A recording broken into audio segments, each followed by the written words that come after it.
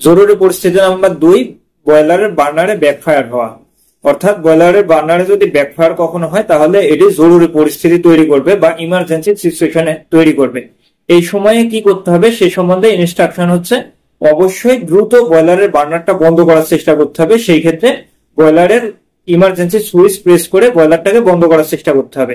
এর পাশাপাশি বয়লারের যদি ব্যাকফায়ার ঘটে যায় তাহলে অবশ্যই যারা অপারেটর থাকবে এবং যারা সংশ্লিষ্ট ম্যান পাওয়ার থাকবে তাদেরকে সেই জায়গা ছেড়ে নিরাপদ জায়গায় চলে যেতে হবে এবং গ্যাসের লাইনগুলা বন্ধ করে দিতে হবে, পাশাপাশি বৈদ্যুতিক লাইন বন্ধ করে দিতে হবে এবং ইমার্জেন্সি রেসপন্স টিমকে জানাইতে হবে যে আপনার বয়লারের ব্যাকফায়ার ঘটেছে। পাশাপাশি আপনার বয়লারে যারা ম্যানেজমেন্ট লেভেলে থাকবে যেমন ইঞ্জিনিয়ার, ম্যানেজার, তাদেরকে জানাইতে হবে।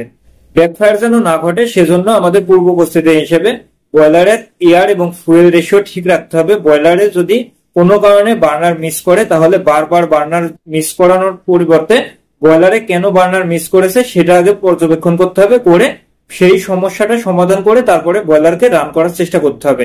এছাড়া যদি বারবার বয়লারের মিস করে এবং সেই ক্ষেত্রে তেল বা গ্যাস যদি বয়লারের ভিতরে জমা হতে থাকে তাহলে বয়লারের ব্যাকফায়ার হওয়ার সম্ভাবনা তৈরি হবে। সেজন্য অবশ্যই বয়লারে যদি কখনো মিসফায়ার হয় তাহলে আমাদের সেই মিসফায়ার হওয়ার কারণ খুঁজে বের করতে হবে এবং খুঁজে বের করে সেই সমস্যাটা সমাধান করতে হবে।